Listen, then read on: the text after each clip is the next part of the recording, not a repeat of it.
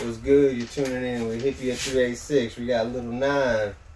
Your boy Lil Nyne of Central Records in the building. JW Management, baby, let go. Shit, tell them a little bit about yourself.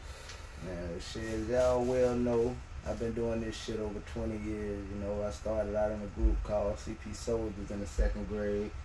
You know, we went from CP Soldiers to Cedar Park. We went from Cedar Park to Hazel Baby, which was more of an R&B type group. We started out with the hip hop shit, you know. Okay. I went more into the R&B type shit in like 6th grade, you know. And after that, we kind of branched our own ways, and we've been working, you know what I'm saying, doing our own thing. But we collaborate on stuff, me and the whole group. But we kind of on our own trail right now. Okay, well, you said you've been doing it since 2nd grade. What's been some of your biggest influences with doing music? Definitely No Limit Soldiers, Cash Money. You know, Lil Wayne was a huge, and still to this day, still is a huge influence to me. Most definitely. Obviously, Tupac and Biggie, you know, they, you know what I'm saying, that's what got me into the realm of hip hop. You know what I'm saying? Okay.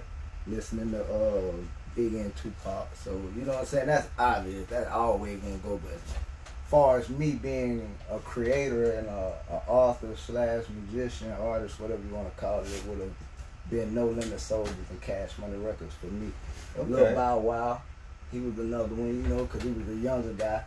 Right. You know, and I was young at the time, so that definitely. Bow Wow and Lil Romeo was doing Yeah, Lil Romeo was a little motherfucker too. Now, yeah. I like the both of them guys, man. Well, shit, tell me about, you know, what drives you as an artist? Like, what gets you to want to get on the track? That's a good question. Okay, me, I'm a different type of artist. I am today. I'm a different type of artist. I'll put it that way. I'm more like a Michael Jackson. I let my instrumental or beat create my songs and bring my lyrics. I always, I have written songs and then found beats to go to them, but I normally go off the beat. Once I hear a beat I like, and I feel like it's already hit potential, that's what drives me to go ahead and finish it off and make that bitch a hit. You know what I'm saying? As an artist myself, when I stopped writing and trying to find beats and started writing to the beats, it really helped elevate my craft. Right. How's that helped you elevate from, you know, starting out to now? Like, what has helped you figure out your writing? Okay. And getting it to where it needed to be? Good question. Far as getting my writing skill to the next level, like I said, I listen to people like Eminem or Wayne, and I try to figure out, because these guys are geniuses at putting words together and actually saying shit that's out of the norm and making it sound fire and good. Right. They hit you in the metaphors. Yes, bro, and that's the type of shit I like. You know what I'm saying? So if I'm a rap, I wanna. If I ain't talking about some real shit, I want to do some lyrical shit. Yeah, that's the type of shit I'd be on if I'm gonna do a little rap thing. But it was Wayne and Eminem was a big help for me taking my writing to the next level. Most definitely. When it comes to like switching flows and stuff, I would say when I first started, you know, it wasn't easy to access a lot of beats, so we had to write lyrics first, and then whenever we did get a beat, we had to make the song go to whatever beat we did. So you said you been going since 2nd grade, so yeah, ripping shit off YouTube like we do now wasn't really an option. Nah, boy, it wasn't no option, but it's nothing. We had some shit when we got in middle school called LimeWire. Where that now? Yeah, you could download shit off that and shit. But back then, a nigga, I say you weren't even getting you were getting beats people already used. Right. There wasn't no original beats then. Right. Yeah, it wasn't none of that. You got to get on some shit that's got to remake some Lil Wayne shit or fucking Wacko, whoever was popping at the time. Mix that shit up, bro. But yeah, before after flow wise, it's like like I say, back then you have to write your lyrics and find a beat. Now that you can find a beat, I felt like I was able to actually find myself. That's why my shit sounds so different from what it sounded then. I call the type of flow that we did then without a beat is the ABC flow. Yeah, because once you take an ABC flow, you can put that. to any beat. Right. You know what I'm saying? You might have to speed it up a little bit or slow it down, but the rhythm of your flow, it will fit to any beat. You feel me? But see, when you take it to what I do now, I would call it a AABBCC flow, and or ABBBC flow. You know what I'm saying? Because it's constant switch. You know what I'm saying? And how I write exactly to how the beat was made. Okay. That way, that verse is only gonna fit on that particular beat. I can't take a verse and put it on another one because I'm not doing the ABC flow. So speaking of flows, so when you write songs, you have a flow in mind while you're writing. Exactly, the flow I already beat it. I just gotta put the words in it. Same way with the singing, the melodies and all that already. If I can't hear the melodies off rip, I'm gonna probably have a difficult time getting into the song. Not saying it can't be done, but that will make it difficult. Okay. But normally, if I like the beat, I already hear how I want it to sound in my head. As soon as I hear it, I just gotta put the words in. So speaking from an artist that doesn't do that, it's, I don't know, I can freestyle and have the flows, but when I try to write to a flow, it's difficult for me. How did you learn how to write like that? Like, who did you study? Who got you with it? You know what I mean? Wayne. Wayne. That's that motherfucker bad, that motherfucking Wayne, bro. God damn, that Wayne. And I feel like he don't get his flowers, bro. Nah, bro. I'm pretty sure 90% of the artists out were influenced by Wayne. Yes. In some type of way. In some type of shape or form, bro. I remember riding my bike in middle school, bumping Wayne. You know what I'm saying? Elementary school, bumping Wayne. High school, bumping Wayne. Like, grown ass man, still bumping Wayne. Still bumping Wayne. Like, Wayne even still relevant to the day. Like, and I ain't never saying he's the best rapper. I mean, never said that, but his work ethics and the risks that he took in trying different things made him my favorite artist. Right. And I know this may sound controversial, but Tupac and Biggie ain't have the time to show out like that. Wayne, that bitch, he solidified to me as him and Eminem, the two. Those are the two best rappers ever lived. Agreed. I say because I give it to Pac and I gave it to Biggie. Right. But they didn't have the time to solidify their work. We don't know how they would have sounded in 20 years jumping on some new age shit. They would have been 10 times better than what they were when they died. They ain't get a chance to peak. That's what I'm saying. And we seen Wayne peak and he's still continually, after he peaked, go higher. Right. And it's not many artists that they drop some and they go harder every time. Right. And another thing I take from Wayne that always inspired me and kept me going is the sky is the limit, man. And that's the realest shit I ever heard. The sky is the limit, bro. And it ain't no touching the sky. That's impossible to touch the sky. Ain't no ceilings. There's no ceilings, bro. No ceilings. There's no ceilings, bro. Once you realize that and come into understanding with that as an artist, can't nobody ever touch you, bro. You got it. So being from Lake City, Florida, how have you tried to distinguish yourself from other artists in the city? Yeah, that's a good question. Alright, like I say, when I first started rapping, I was just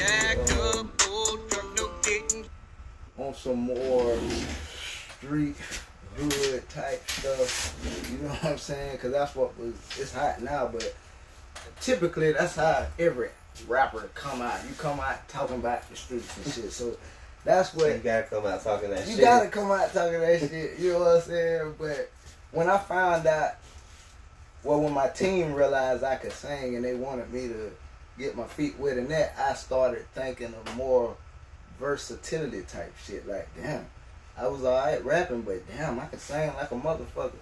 That's kind of how it happened with Jago when we learned he could sing. Nah, hey, bro, we need you on this hook right here. Right. And then, like, everybody that was rapping wanted me to sing on something then, bro. Like, elementary school, everybody wanted me to sing on a chorus or some shit like that. So I was like a hook man back then. I was saying that had to be a unique factor, having such a young cat jumping on some shit. Yes, bro. And actually sounding good. Yes, bro. That was a humbling feeling for me.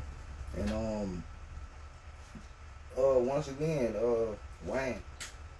Cause when I seen Wayne do that rock shit, bro, and I was like, okay, this ain't regular rock, but this rock shit type shit. And I'm like, I'm in the interview, cuz, and I'm like, damn, bro, if this nigga can do this shit, I ain't got it in the words on the cuff. I'm like, man, if this nigga can do this shit, bro, he came out street too. You know what I'm saying? Like it's kind of like I took the same route except veering off to the wild punchline Wayne from the hood Wayne. I went the R&B route, right? But we met up at the rock shit. You know what I'm saying? Most definitely. Like, that's what inspired me to try that. And when I seen I sounded good at it, and I knew it could work, like that actually became my favorite genre of music. I was like, he definitely was a big innovator in the first type of going for that sound, being a rapper. Right. Right. I'm pretty sure he was the first one I remember trying to do some shit. He was. He definitely was the first. I mean, you had Linkin Park and like Limp Bizkit, but they weren't. They was already They weren't rock. I was about to say they weren't rap. They were rock with rap aesthetics. He's the first hip hop artist to cross over. Like, goddamn, man, that man need his flowers, bro. Most definitely. That man need his flowers, bro. So, like I said, being from Lake City, tell me some of the artists around here that if you have seen or are around still that you think are going to be big or have inspired you to go harder. Y'all definitely. That's especially you, bro, because and it ain't even about the music thing for me so much. It's like the way your mindset is. You're a businessman. You sharp on your shit. You making sure you gonna get something back out of this shit. Like you're not afraid to reach out and talk to people. And you got your group, how can I say it, discipline. Like, it was a point in time to where you was carrying a lot more of the weight than you should have been. Right. And after you sat down and you had your conversation with your group or however y'all did it, things began to get better from what you told me. Now everybody's putting they 2 cents in and it's making it easy on you. Right. And when you got a group that's moving like that, the sky's the limit.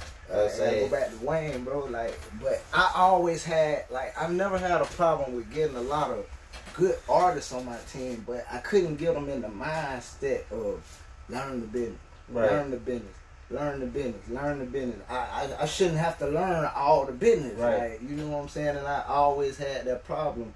But with Casey and Doja, it's been kind of different because they kind of been trying to learn the business themselves. So. I see Swag G got his own little studio popping. Yeah, man. Shout out to making beats and shit. Yeah, man. I see them boys moving. Shit, Jiffy been back in the studio. Jiffy got back, right? Yeah. So I say the team moving now. It's moving now. You know what I'm saying? But I really want these. I really want Jiffy to kind of knuckle down on it a little harder than everybody else. I know he have been trying to lately, but that guy's a great talent, man. Like, he motivated me so fucking much. But I remember when I first heard him rap, and I have been, you know what I'm saying, like, he helped raise me, so I've been around him my whole life, but I never knew that fucking rap. Now, that motherfucker let me hear some shit. It was called Gone Soldiers, and it was based on a true story.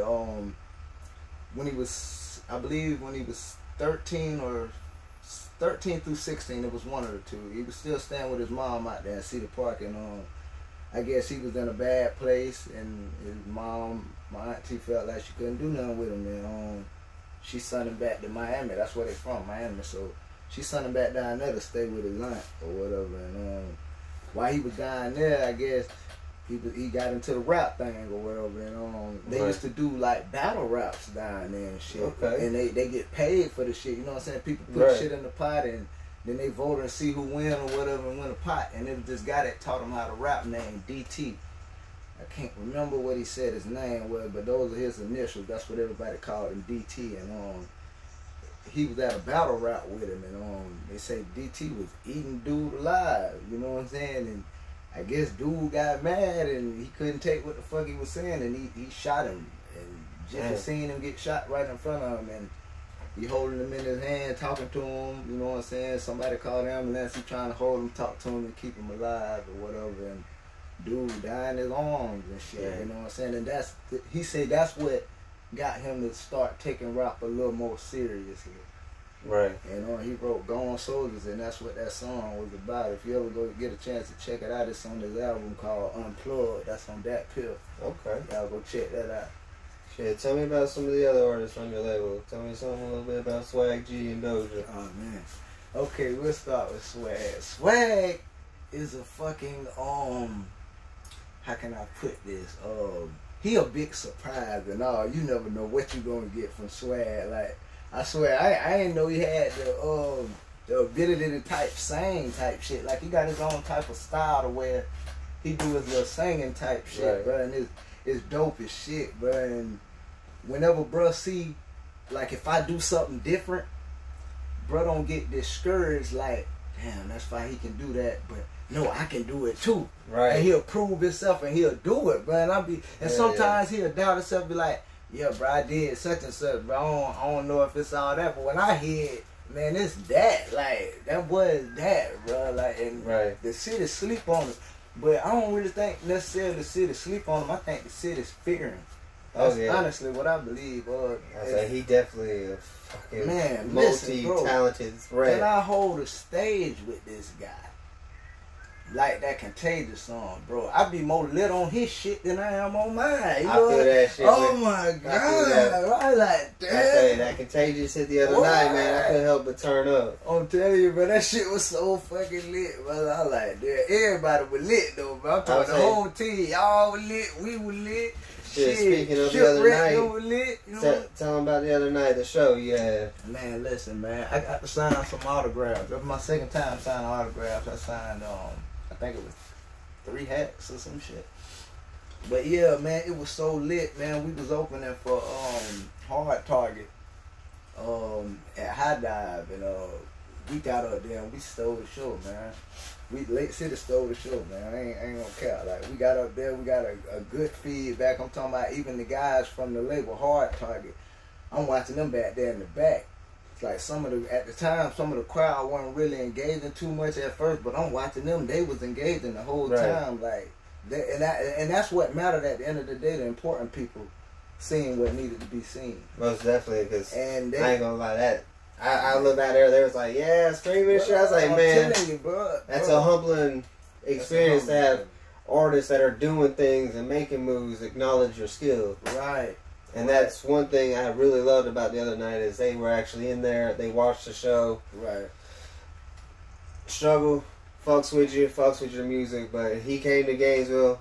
He sat on the tour bus the whole time. Didn't acknowledge none of the artists that opened for him. At all. And us and River Billy, shout out my dog River Billy, free my boy. River Billy. Us, 386, Lil Nyne, Essential Records, and River Billy, we brought out a majority of the crowd. You think, you're coming out there, you show some love to the artists that are actually bringing out the locals. Because Struggle didn't have that many people in there when he went to perform compared to ours. He did. And it ain't no shade at him, but bro, you gotta interact, make friends, you know what I'm saying? You got to. That way next time you come to these cities, these artists, y'all got a little relationship, they're more willing to bring out more artists and try to have them stay for your shit. Right.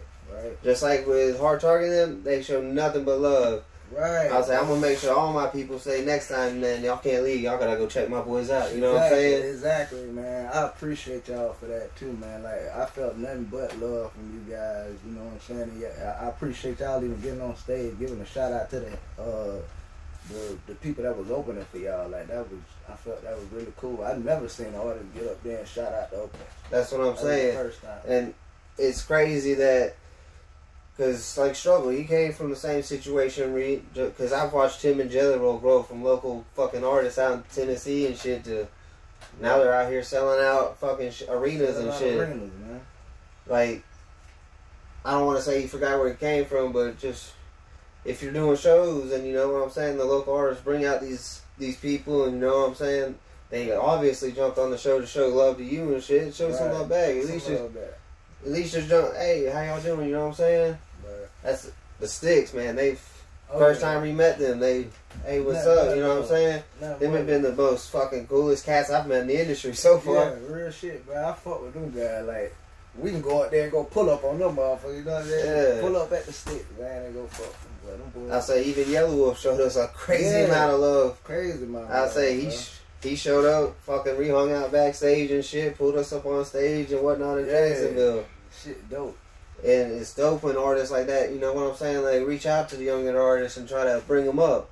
maybe struggles having a bad night. I don't know. You know what I'm saying? Right. Maybe, I can't speak on that, but I know that it really affected River Billy because that's one of his idols, bro. Right, He just got out the Chain Gang. He really connects with struggle. You know what I'm saying? That was his biggest influence in music. And when he couldn't even get the time of day from him, I know it really affected him, like as an artist and as like, yo, this is who inspired me, and he kind of just blew me off whenever I set it off. Lil Wayne and Young Thug situation, it was kind of basically the same type shit. That's crazy. I say that's why I brought it up the other night, because it was really nice seeing the artists show, like Seth Anthony. He's pretty big compared to Hard Target and them. Hard Target and them doing their thing, like I said. But Seth Anthony, a higher up there artist, and he was out there in the crowd showing love, humble as fuck. Like, I have nothing but love for them boys. Like, y'all inspire other artists, and when you actually engage with the artists that are showing you love and bringing people out to your shows, it matters. It matters, man. Because not all them ticket sales are coming from that headliner's name. You know what I'm saying? No. And people don't understand that. Oh, he came out, I brought this crowd. No. A lot of it come off the opener's name, whether they realize it or not. I'll say, until you do get big, like fucking Jelly Roll is now, or Lil Wayne, like, that name now carries some shit. Right. But, like, Seth Anthony, he's from Florida, but maybe not everybody out there in Gainesville know him. You know what I'm saying? Right. And a lot of these artists that go to like these smaller venues where locals start out, that's not their crowd, all just coming out there. Right. And it makes a lot of difference to those local artists when the headliner shows the love. Yeah, it does, man. Because I've seen plenty of shows out there in Gainesville. Shit, Afro Man, I seen him show mad love to the artists that showed up and showed out with him. Yeah, I heard a lot of good things about Afro Man, man. Yeah. Let's see. What are we going? What was that next question I was about to ask? Shows. Shows. What are the biggest things with shows that you would tell another local upcoming artist, not meaning, you know, like another artist that's up and coming? What would you say to them to help get them to motivate to do more shows and stuff like that? Like, why are shows a big deal for as a local artist trying to aspire to be bigger? Okay, first off, I'd say, don't get too conceited or too arrogant the way you feel like sometimes you can't. Okay, I understand you want to expand outside of your city or your local range or whatever, but for a starting artist, I would say perform as much as you can. One reason why, it ain't even about, because I'm going to get to the making connections part next, but your first reason should be because, bitch, you need practice. Damn sure. Everybody, I still need practice, and I've been doing this over 20 years. I still need practice. You need practice, bro. So even open mics is good to do them, bro. And if you have a PRO, which is a performance right organization, you can get paid for doing it for practicing. So I better go get that BMI. You better go get that BMI, that ass cap, or that CSAT money, man. But yeah, you go in there, and you perform, and you get comfortable with yourself, and you get comfortable of being in front of people. When people get nervous, including myself on stage, it's not because it's a lot of people out there watching me. Right. It's because it's people out there watching me. So it don't matter how many out there. Once you can get them nerves built up the way you can perform in front of people, it won't never matter how many people out there, whether it's a lot or a little bit. So that's the first reason I would say get your ass on stage and perform as much as possible. Second reason I would say that, don't go in there fucking expecting a record deal or no crazy shit just to happen after performing. What you go in there expecting is connections. And in order to get those connections, you have to do something what we call networking. What you want to do, you want to get your ass up and walk around and talk to everybody that looks important, even the people that don't look so important. You need to get up and talk to all these people. And you know what I'm saying? Get some knowledge from them, get some contacts from these people. And you want to work with as many people as you can work with. You know what I'm saying? Because you never know who this next guy knows, or who they know that knows somebody else that can get you in that door that you're trying to get in. So I would say, for two, you do it to make contact. You know what I'm saying? So that would be my reasons for saying doing these shows, man. You never know who's gonna see you. Not lying. You can get paid for them. I've made too many. Doing them showcases is why I can do the big shows now. Right, exactly.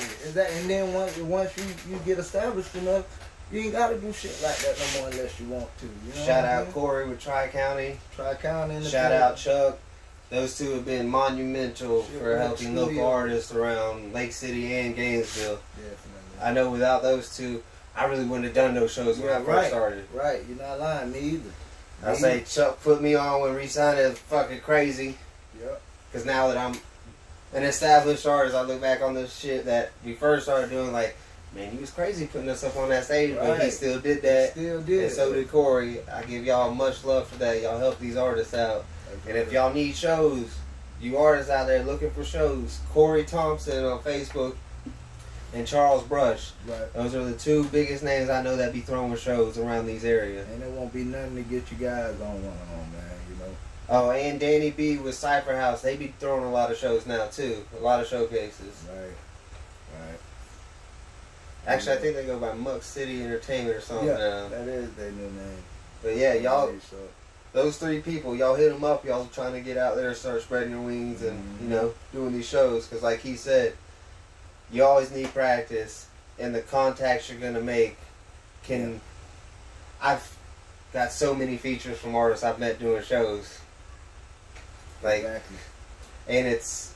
You meet people at these shows that are going to teach y'all things. It's not always about what they're doing, it's what they can teach you. Right. And that's where a lot of y'all need to open up, is getting humble enough to ask for the help. Right. So you know where to go. Don't never feel like you're too big to ask for help, man. Listen, I ask for help all the goddamn time. Hey, man, teach me this shit right here, man. And what you know about such and such? Yeah, I heard such and such was like this. Is that how it is? Man, bitch, I'm going to ask your ass. Bitch, I'm going to aggravate you, too, because I want to know. Right. Shit, is either you going to tell me or you ain't going to tell me, but I got to have the knowledge, you know what I'm saying? Because that's the only way you're going to grow. You're going to have to learn that a lot of artists want to just be the artist. If you ain't got a damn good manager, bro, you going to have to learn the business, too. Even if you got a damn good manager, you want to learn the business. You want to know what's going on, bro. You don't want to be lost when all this money start coming in, man. Trust me. So as an artist that does the business aspect, what would be some of the main things that you feel like are the keys, that thing they need to learn in order to start elevating? What helped you elevate? What did you have to go out there and learn that helped elevate you? God, I had to learn so much shit, and it's so sad, bro. Ain't nobody tell me shit. Oh my God, bro. It took me years to learn just what PROs was. I had a PRO before I even knew what the fuck it was. When I was signed to DW Management and on South Street Records, my manager had us on BMIs and shit set up when I was 17 years old, but she kind of told us what it was. I knew it was for us to get paid and shit, but I never was interested enough to want to understand how it works and what it, you know what I'm saying. So of course she ain't just tell me. I ain't knocking her for nothing like that. That's my fault. I didn't want to know, and then I was a kid, so she probably felt like he ain't trying to learn that shit right now. You know what I'm saying? So, you know what I'm saying, that shit, but. You really want to know. You really want to know that shit, bro. If you out here on your own, and see, at the time I had somebody behind me, I didn't really have to know it, but it was still good for me to learn it.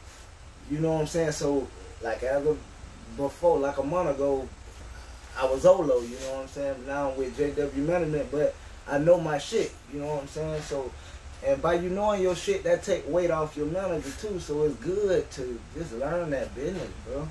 So as an artist that has learned the business side, what would you say? You know, I'm trying to figure out how to word it here.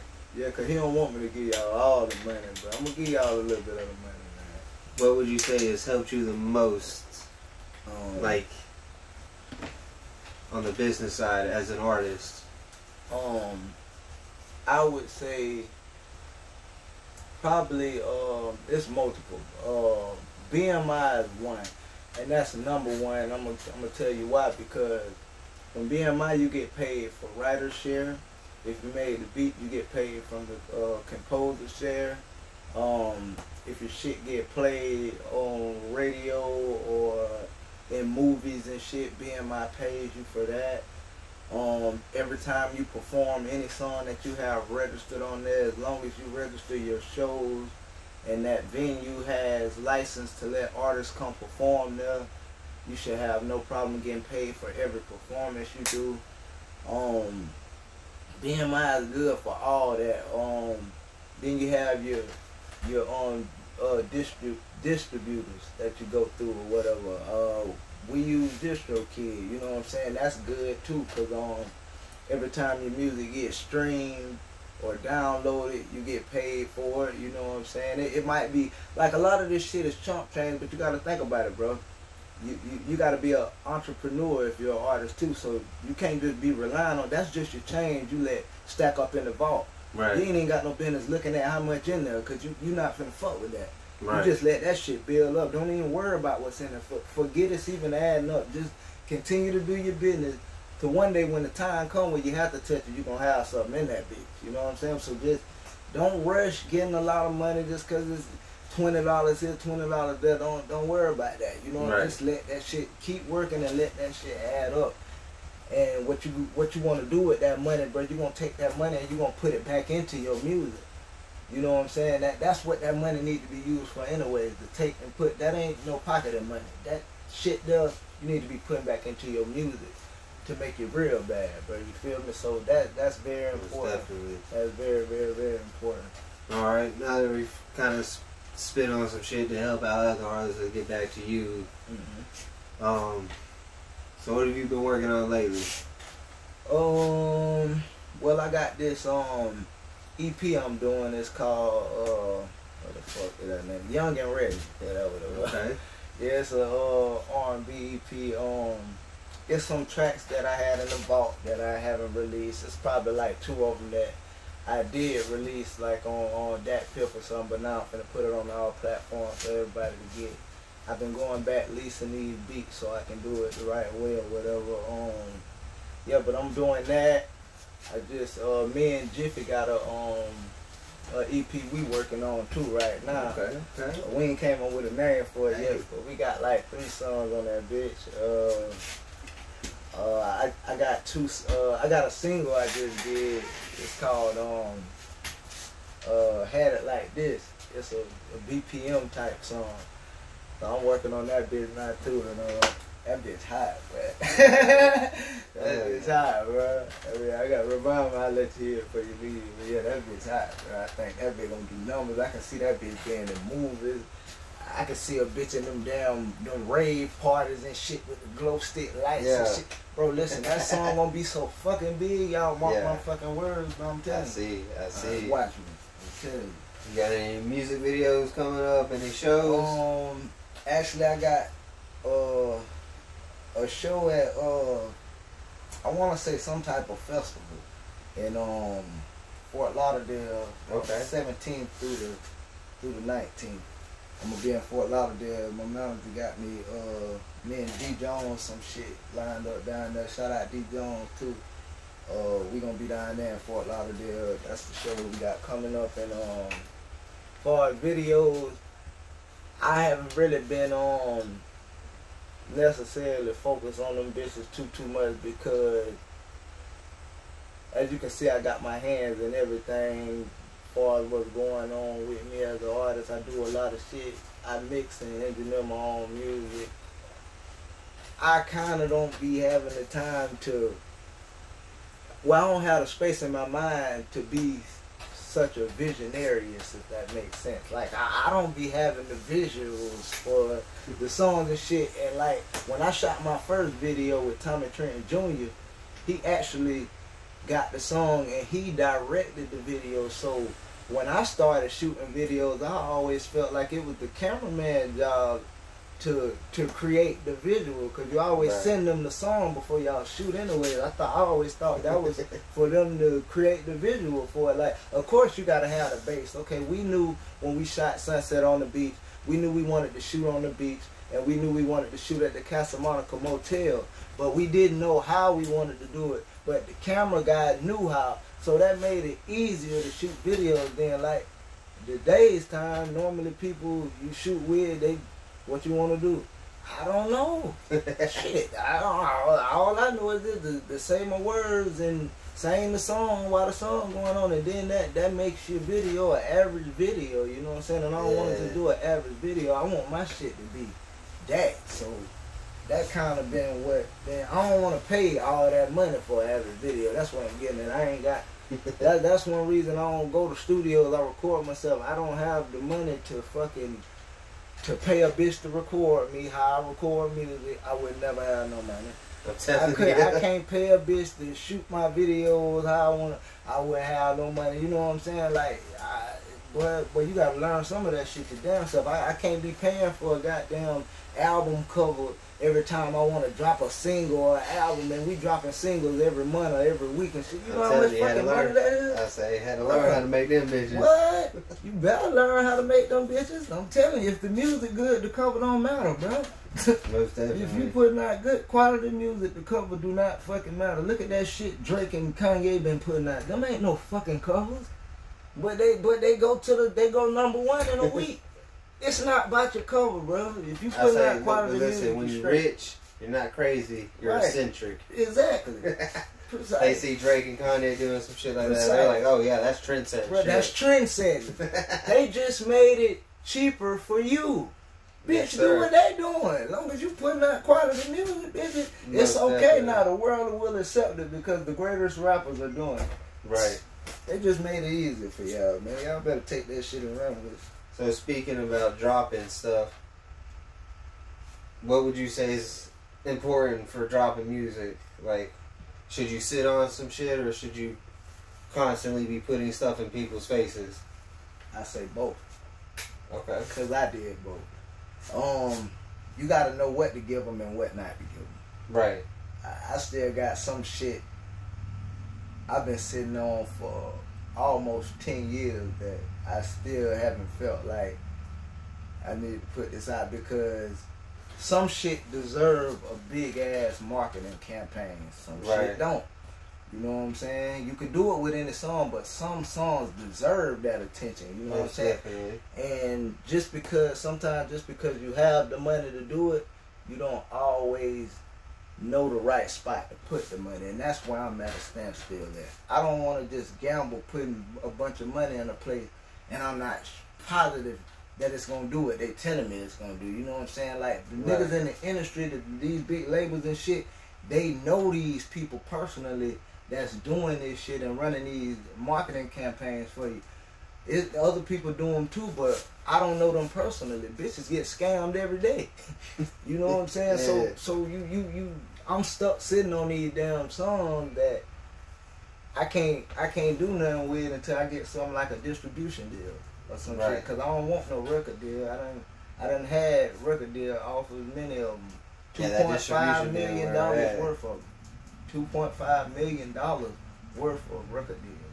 I was like, speaking on shit like that, like that song we did, Lost With You, that should be on the radio. Me and my people, we did River Billy. Right. I don't know how those songs are not number one type shit, but like it's just crazy. Especially like I said, Me and My People and Lost With You. We got voted for Song of the Year. Yeah. And we barely got 14,000 views on the video. On the video, and that's gonna say something. Like, how are we get voted Song of the Year when not that many people have heard it? And that's because the right people heard it. Exactly. And when we dropped that song, bro, that's when all them fucking labels start calling me. That's when I start getting all the calls and the emails and the DMs and all that shit. That shit came right after Lost With You, probably like a year after that shit. Right. That's when that shit started, bro. No, it wasn't even a fucking year after that. I'm lying. Probably like 6 months after that shit. That's when that shit started. I knew where it was coming from. When Def Jam called me, they told me they heard me on YouTube. They heard a song on YouTube that they want. I knew exactly what song they was talking about. Right. You know what I'm saying? I knew when Atlantic came at me, I knew what they wanted. You know what I'm saying? I knew what time it was. Like, this shit crazy. Like, yeah, I had Def Jam come at me. I had Atlantic come at me. I had, those were the two majors. I had a few little labels that came into two. One Canadian label called Rising Star Entertainment, I believe it was, or some shit like that. They wanted to bring me over there and be a Canadian artist. They wanted to give me $500,000. Yeah, they offered me $500,000. They come out here, we gonna put you on. But the sad thing about it, this is why I say learn your business. Cause I didn't look at the money, just like I didn't look at that $2 million one. I don't care about the money. The money ain't shit. Cause you gotta pay that money back, bro. You gotta pay that money back. So the more they give you, the deeper in the hole you start off. So money don't excite me. Hold that album, so. Yeah, what? I'm telling you. So the money don't excite me, bro.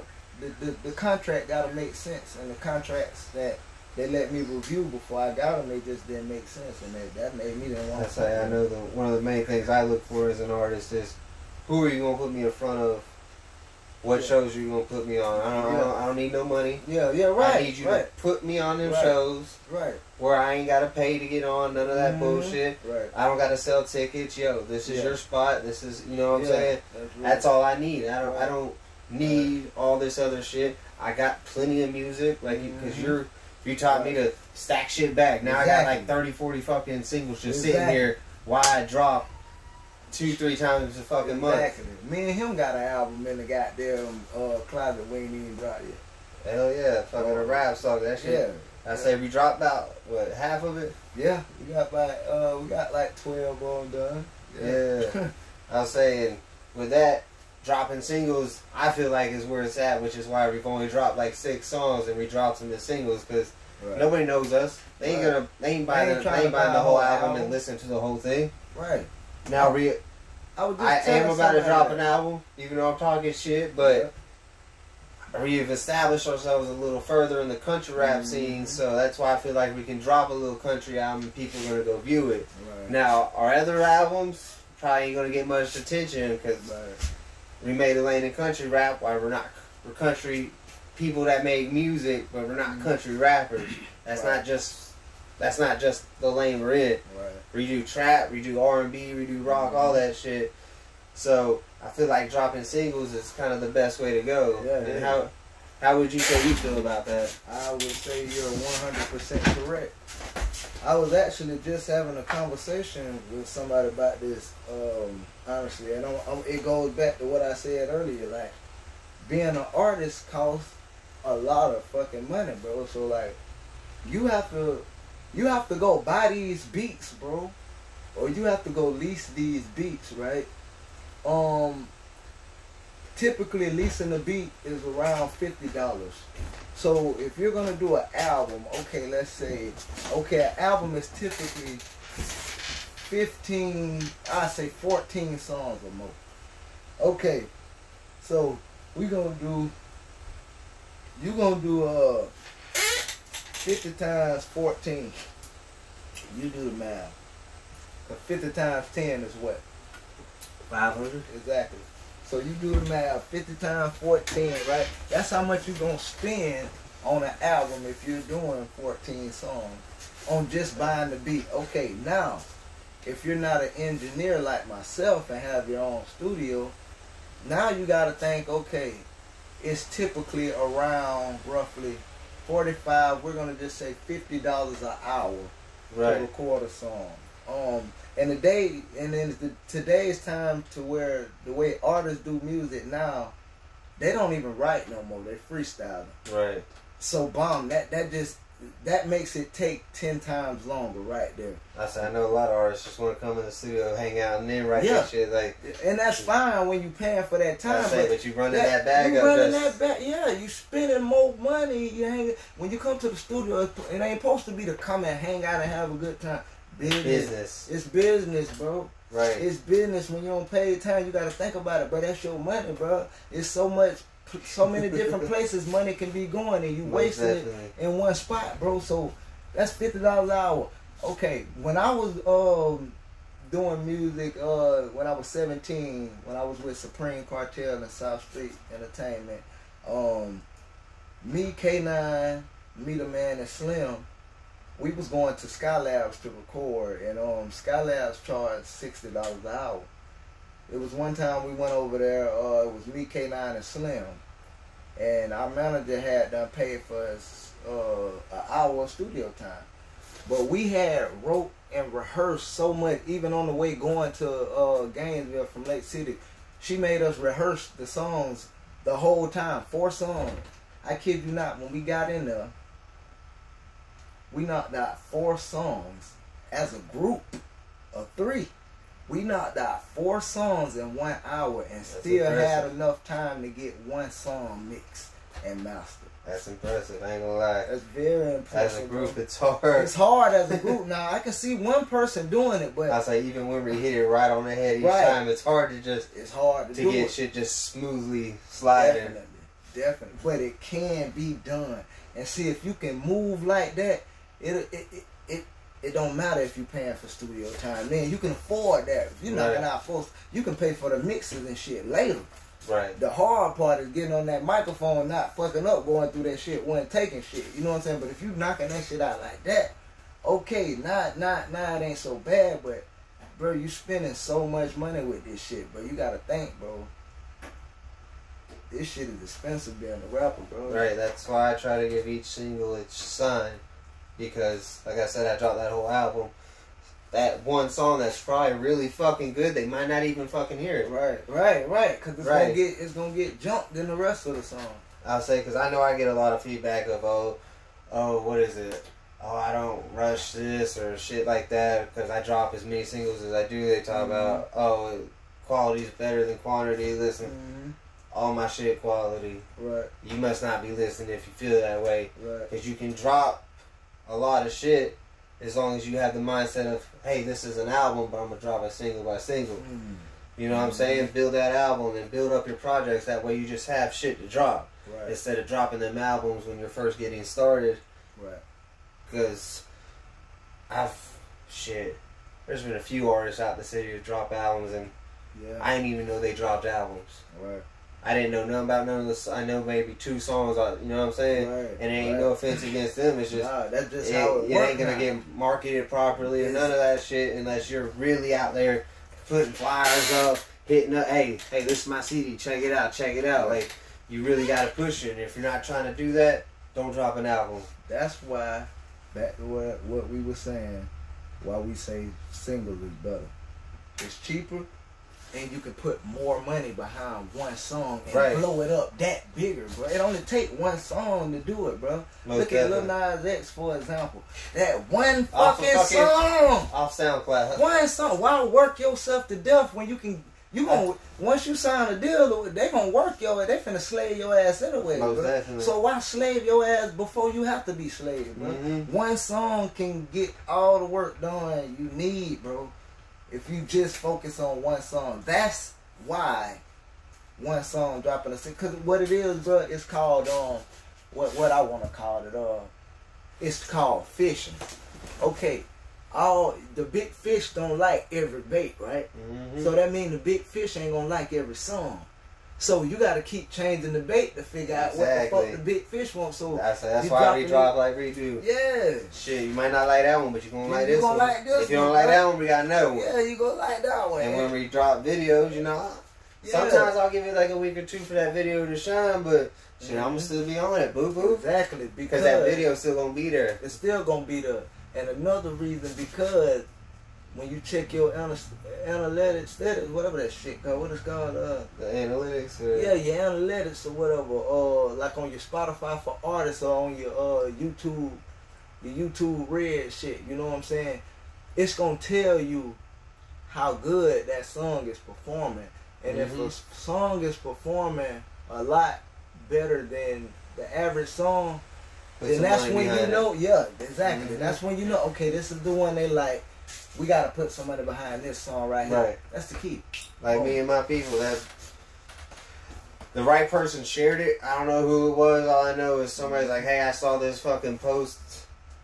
I think it was maybe Bottleneck or somebody like that. Yeah. I don't know if it was him, but somebody's like, hey, I seen that on there, and then after they told me that bitch was at 30K in like a week or 2. That shit crazy. It's about to hit 40K now, but like I said, once you see that song doing well, put a little money behind promotion. Put a little money behind that bit, man. I said I put a whole bunch of money on the Spotify in and started getting streams in. It starts building up, and then people start. Then when you go to book these shows, that's when you can say, "Hey, I'm no longer just this local rapper. Look at these numbers I'm pulling in. Y'all should book me to this show." You know what I'm saying? Because then you can hit up promoters and show them, "Hey, I got people listening. I got people tuning in." And that's where he said, like, you gotta be humble. You gotta wait for your turn. Because just because you did a whole bunch of shows and all these people like you, where your fans at? Where your views? You gotta get those. Those are key to booking the bigger shows when they can see the growth and the movement and the people that are tuning in. Exactly. Yeah, that's right.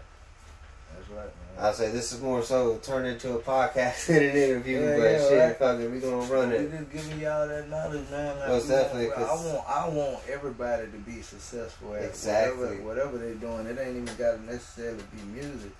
Most definitely. There's so many talented artists in Lake City, and it's never feeling competition with them, because I just want to see them all blow, because we like a new Atlanta out in this bitch. Yeah, definitely. They sleep right now. And like Chuck was even mentioning at the show, we need to do some come together type shit. But y'all know I've been on that shit for years. Right. So it's like they want to try it again. I'm willing to help them try it, but I'll say I'm definitely down. I'm down to help them try it. I got high hopes. I hope we can do it. I want to try to do it. Most definitely. I know we could really kick a dope if we work together. But I was about to say, and can't be stingy if you are the one to kick the door. Hold that bitch open for a motherfucker. Right. I say, because there have been artists that blow from the city. I ain't seen them pull up no other artists from the city, put them on the stage with them, none of that shit. Nope. And that's one thing I definitely do. If I feel like I got an opportunity for an artist in the city that might not fit me, I'm going to, hey, go hit these people up. They got this show. Or even if I got a show, I'm going to bring my people with me. Let them hit the stage. He always bring us with him. So shit, you already know when it's the other way around, we always bringing them with us, but it's the same way. That's what I'm saying. You gotta work together, because, like I said, bringing y'all to these shows, y'all get crowd engagement shit too. Even though sometimes I can only give y'all a song or two out of our set. Right. Even though it was just one song, then people still tuned in and they seen what needed to be seen. Exactly. So always be grateful for any opportunity you get, bro. Cause one song is like I was just saying earlier. One song all you need, bro. You know what I'm saying? Just be happy somebody was able to do something to make a way for you to be able to do that one song. I'll say like Sticky L. He pulled us up on stage a few times, put us in a bigger fucking area to where we could actually blow. Like, shout out to my boy Sticky. Without him, I wouldn't really be doing these bigger shows, because he pulled us up on stage in a Doobie show, and we weren't shit yet. Yeah. Everybody started paying attention because they seen us with Doobie. They seen us with Sticky L hanging out backstage. They seen us up on the stage. They said, "Who the fuck are them boys?" Sometimes I took that opportunity to throw CDs out everywhere. They put me on stage at the Doobie show. You know what I'm saying? That way, they think you important because you was on that stage. And now they're gonna go check that music. Exactly. Sometimes it's about who you get seen around. They ain't even gotta hear you say nothing. And that comes back to the part. These artists that are blowing up out the city, don't be stingy to your people, bro. Yeah. Even if you can't give them a song, pull them up on stage with you. Yeah. You know what I'm saying? Yeah. Let them people see your people instead of y'all just, I blow, fuck them. You know what I'm saying? Right. Or at least put them around these people. Right. Let them, give them connections. Don't be stingy. Yeah, don't be There's plenty of money for everybody. Yeah, it's plenty for everybody, but put them around these people and let them make their own way. You ain't gotta necessarily tell them. You ain't gotta hold their hand and shit. Yeah, you ain't gotta do all that, but you just put them in position. I'll say, because Sticky could have put us up on stage and I could have done nothing with that, you know what I'm saying? But instead, I was ready. I had CDs. Right. I was like, hey, check us out. You gotta, when you get them opportunities, just don't sit there in the background like, I'm gonna go backstage with my boy, you know what I'm saying? Yeah, right. And that comes to the artists that are being, you know what I'm saying, humble and pulling their people up. When y'all get pulled up there, use that moment. That's one thing I always liked about Doge. He sealed that in me a lot too, like, cause I used to kind of do that a little piece. But Doja gonna come talk to you. He more like Cody, but Doja at your ass, boy. I say I ain't even social, but them shows. I swear to God, bro, you can't keep up with him or Doja. Every time you put your head down and look back up, they gone. Cause them boys networking is not playing, bro. It ain't no hanging out with them unless you ready to walk around and network too. We gone. Yeah, we gone. Well, we smoke a blunt real quick. Yeah, everybody gone. Yeah, we right back to it, bro. I was saying, like I said, y'all seize every opportunity you get. Yeah. Because like I said, a lot of these artists that go to these shows, they perform and leave. Why? Yeah, Why the fuck did you even come? Yeah. Why? Yeah. Because I guarantee you, them fans, the people in the crowd they don't give a fuck. Nope. You gotta go talk to them. Yeah. Go talk to these other artists. See how, you know what I'm saying? Right. See how the fuck they move. Because, bro, there's so many fucking dope artists I've seen at these showcases. And they're way doper than me. I ain't scared to admit some shit. Way doper than me. And they don't do not a motherfucking. They show up, perform like, yeah, we rocked out. Hey, that's cool, but what you do with that time? All you did was perform. You ain't go talk to nobody. Y'all ain't make connections to get in line to go bigger. Right. Instead, y'all are doing these same dumbass showcases 4 or 5 years in a row now. The fuck are you doing? You supposed to been that elevated and graduated from that by this time. Right. Them showcase shows are to help you establish yourself as an artist, figure out your style, figure out how you're going to hit the stage, and then elevate out of there. Right. If you stay in local, you're going to be local. Right. I know artists that have been fucking out here for 10, 20 years, ain't really never done nothing outside of Lake City or Jacksonville. Gainesville, you know what I'm saying? Right. We've been to Ohio and back, Georgia, fucking Alabama, Florida, fucking Tennessee. We've been everywhere this last year and two. You gotta move and elevate. Don't be scared to hit up these promoters. Hit them bitches up. Hey, this is my name. I'm trying to, you know what I'm saying? You see an artist you like, and you don't even gotta go that far. Like, cause them shows out of state cost money to get to and shit right now. You gotta get your money up. But Tampa, Orlando, all these other cities around Florida that are big, you see an artist you like. Now don't be go reaching for like fucking Drake or Wayne, cause they gonna want you.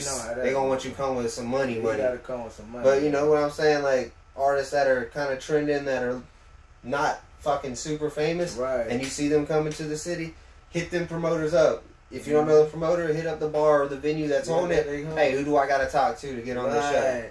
Right, bro. Reach out. This man just gave y'all so much fucking game, but y'all need to be thanking him, bro, because people don't get game like that, bro. Well, I hate it because I see, like I said, a lot of these artists wasting their fucking talent, bro. Yeah. Bro, you got it. Use it. Because clearly you trying to. Yeah. Well, I guess not trying. Y'all clearly want to, but you don't. Yeah. You don't have the, maybe not the knowledge or the whatever, but like I said, you got to go and get it. Yeah. You can't just sit in the background. Yeah, I'm hard. I rocked out. Whatever. You know what I'm saying? Nobody give a fuck. Damn sure don't. And you can't do everything by yourself. Sometimes you gotta align with people, bro. Like I say, unless you like Lil Nyne X, like you said, and blow off that one song. Yeah. Then people gonna hit you up, but ain't nobody gonna hit you up right now for shows. No. And now, like I said, I want to see all the artists in Lake City really take that talent to the next level, because we're the new Atlanta, in my opinion. Us in Gainesville, bro, ain't nobody fucking with us. Ain't fucking with us, bro. Nowhere in this state. I've been all over, except for Camp Camo. Shout out my boys out there in Port St. Lucie. Then the only other people I've seen around this state that be moving like we do, that are actually trying to elevate and really seize that opportunity.